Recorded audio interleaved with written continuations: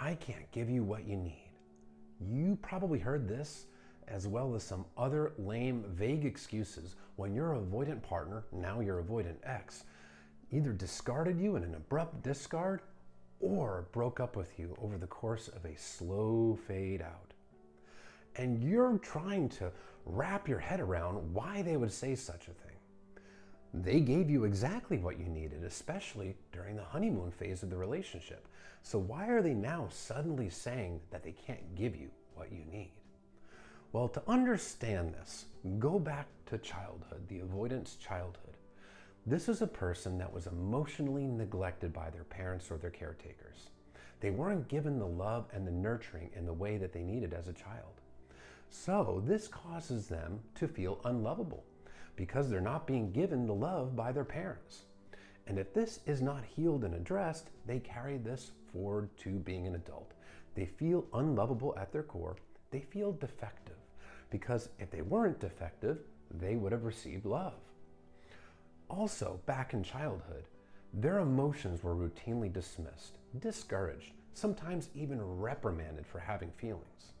So they learn that if you express yourself, especially with any negative emotion, if you express your wants and needs, it leads to rejection, emotional abandonment. It leads to conflict. Now, fast forward to an adult relationship. Early in the relationship, the avoidant has not had their fears triggered. And these fears are specifically triggered by healthy relationship behaviors. A loving, emotionally available partner is precisely what's going to trigger them, because these fears are triggered by emotional closeness. The number one thing that'll trigger an avoidance fear, especially a dismissive avoidant or a fearful avoidant that leans dismissive, is when emotional closeness is building in the relationship. This is a person that has walls around their heart, and they fear that if you get in behind that wall, you're going to figure out that they are unlovable, that they're not good enough, and you're going to reject and abandon them. So as things start to get real, as the relationship is starting to develop real closeness beyond just the early infatuation where the avoidant doesn't feel scared yet, then their fears get triggered. This is a person that starts to feel stressed throughout their entire body because the relationship is going well. It's precisely because emotional intimacy is building. And then, inevitably, there's going to be some sort of disagreement. Or you're going to assert your wants and needs to the avoidant. Well, back in childhood, they were unable to meet the needs and demands of their parents or caretakers. So now this is paralyzing, this is pressure. They feel like they now won't be able to meet your needs, your demands, that you're ultimately going to be disappointed by them. It's inevitable. So they feel like, well, I can't give this person what they need. I'm not good enough. This person is better than I deserve. This person will figure out that I'm unlovable. They're going to reject. They're going to abandon me.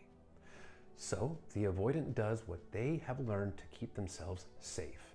They learn this in childhood.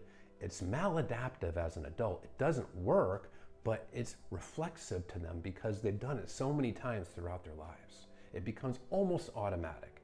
Yes, it is a choice, but it becomes the easy choice for them. They shut down, deactivate, they take their feelings for their partner, they suppress them. They don't allow themselves to access their own feelings for their partner. And then because they've detached from their feelings and they don't want to reflect on them, they've learned to avoid, they have to come up with surface level excuses to explain why they're pulling away from the relationship.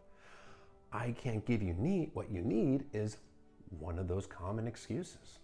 But they also legitimately believe it. They believe that they're not good enough and they cannot provide their partner with what their partner needs over the long term.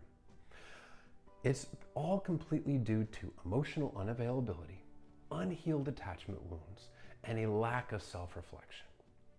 Now, when the avoidant gets to a place where they're willing to self-reflect and willing to heal those attachment wounds, these fears won't be triggered by normal relationship behaviors. They won't run away from a loving partner.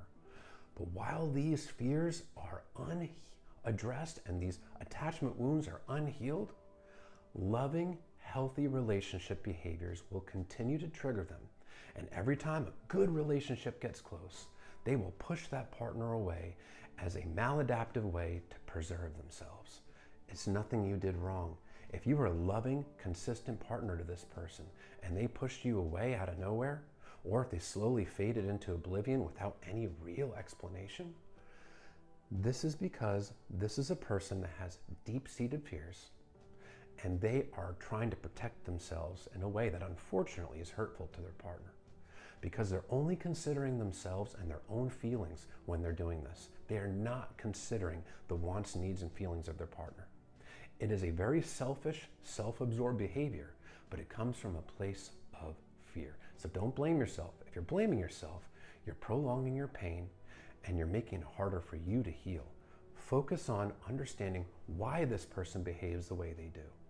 Focus on understanding that, because once you understand it emotionally and intellectually, you're no longer blaming yourself. And when you're not blaming yourself, it's easier to heal and move on.